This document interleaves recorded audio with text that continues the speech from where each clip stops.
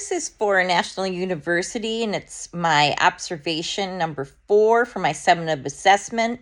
The question that I'm supposed to answer is, how can I tell when my students have reached their IEP goals?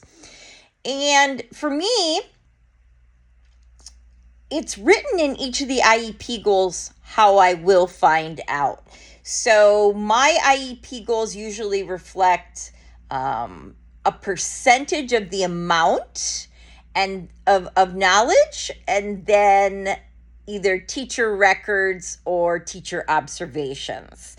So for example, by January of 2027, Marcy will know, geez, I wish I had written this down, 70% of sight words based on fourth grade level. In the next set, it would say 80. In the next set, it would say 100. And it's 1 out of 3, 2 out of 3, 3 out of 3. So you take the data from what you're testing on the IEP goal. You look at if the percentages are matching, if the amount of 1 out of 3, 2 out of 3, 3 out of 3 are matching, and you put it in progress reports to see, to let them know if they're meeting their goal or not.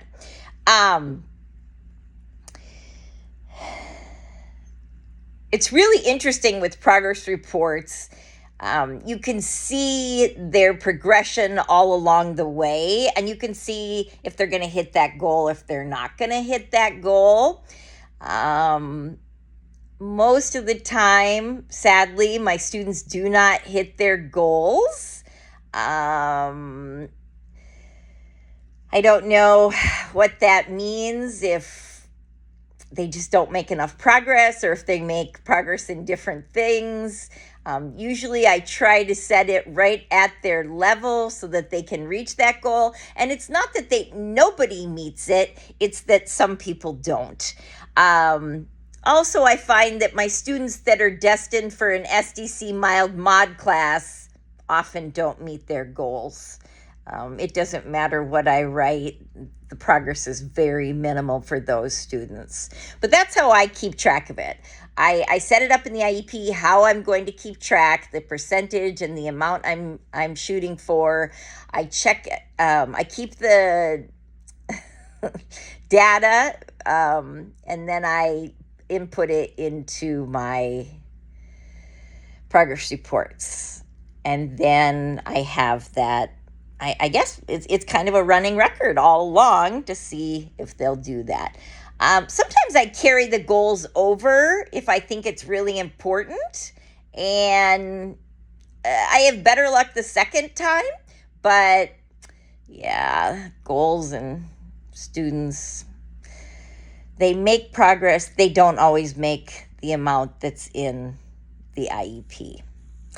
As far as what I've learned this semester, I don't advise taking on a new job and trying to get your mild mod credential.